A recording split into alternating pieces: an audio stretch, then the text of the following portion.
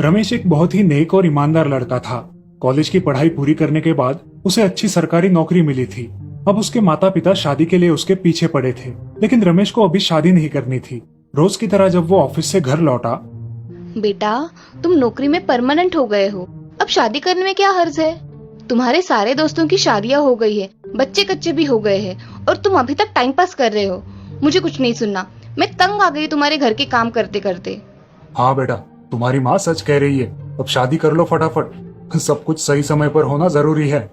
ओहो पिताजी, आप भी शुरू हो गए। ठीक है, मैं शादी के लिए तैयार हूँ, लेकिन मेरी एक शर्त है।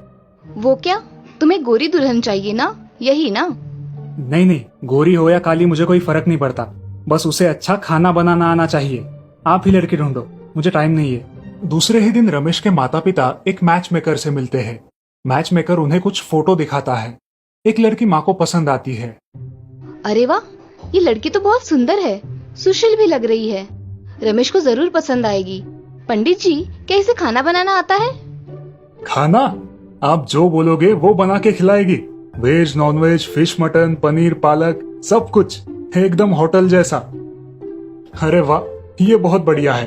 लड़की वालों से कहिए कि शादी की तैयारी करे, हमें ये रिश्ता मंजूर है। शादी के बाद हम दोनों 4 धाम यात्रा चले जाएंगे। और इस तरह रमेश और पूर्णिमा की शादी हो गई। अब रोज रमेश सुबह अपने ऑफिस के लिए निकलता और पूर्णिमा उसके लिए टिफिन बना के देती। जब रमेश लंच टाइम में टिफिन खोलता, अरे ये क्या, आज भी पूर्णिमा ने नूडल्स ही दिए। बोर हो गया हूँ ये नूडल्स खा खा के। शायद माँ ने उसे कहा होगा कि मुझे नूडल्स पसंद है, इसीलिए रोज बना के दे रही है। आज उससे बात करनी पड़ेगी। पूर्णिमा, आज मुझे मटन कबाब खाने की बहुत इच्छा हो रही है, क्या तुम आज टिफिन के लिए बनाओगी वो? हाँ हाँ, क्यों नहीं, आपकी सेवा करना मेरा प्रथम कर्तव्य है। रोज की तरह लंच टाइम में जब रमेश ने टिफिन खोला तो वो चकरा गया। टिफिन में मटन नूडल्स थे। क्या हुआ भाई, खुशबू तो बढ़िया आ रही है। आज क्या स्पेशल दिया है भाभी ने? अरे मटन नूडल्स है, रोज रोज नूडल्स कैसे खा सकता है कोई। चलो ठीक है, नई नई शादी है हमारी, मैं उसे प्यार से समझाऊंगा, नहीं तो बुरा मान जाएगी। पूर्णिमा, कल जो मटन नूडल्स बनाए थे तुमने बहुत स्वादिष्ट थे, आज कुछ मीठा बनाओगी? मीठा खाने का बड़ा मन कर रहा है। हाँ जी, क्यों नहीं। पूर्णिमा ने रमेश को टिफिन बना के दिया। रमेश खुश होकर ऑफिस निकला। जब लंच टाइम में उसने टिफिन खोला तो उसमें फिर से नूडल्स पाके उसका सिर घूम गया। उफ, आज भी नूडल्स।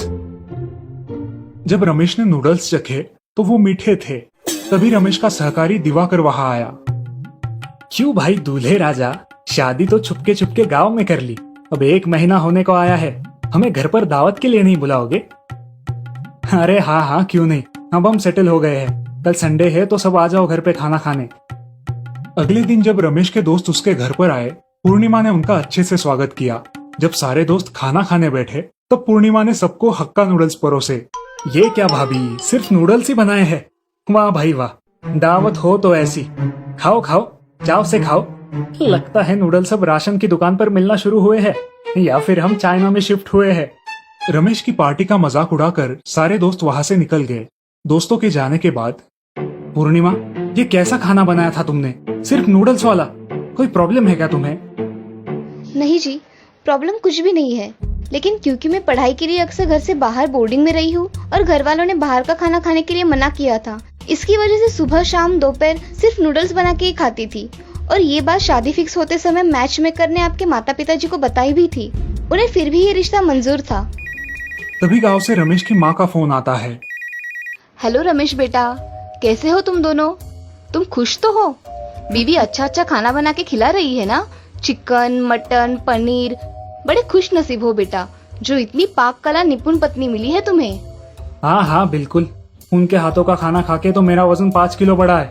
इतना लजीज खाना मैंने पूरी जिंदगी में नहीं खाया था। आप भी आइए, अपनी आंखों से देख लीजिए। पूर्णिमा, तुम बुरा मत मानना, लेकिन अगर तुम चाहो तो अच्छा खाना बना सकती हो।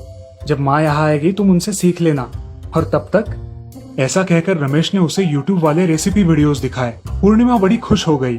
ओह, ये तो बहुत अच्छा सुझाव है, थैंक यू वेरी मच। मैं बहुत खुशनसीब हूँ जो मुझे आप जैसे समझदार पति मिले। कुछ ही दिनों में पूर्णिमा अच्छा स्वादिष्ट खाना बनाना सीख गई और अब दोनों हंसी खुशी अपना शादीशुदा जीवन बिताने लगे। तो देखा दोस्तों, कैसे रमेश ने अपनी पत्नी पूर्णिमा का साथ दिया।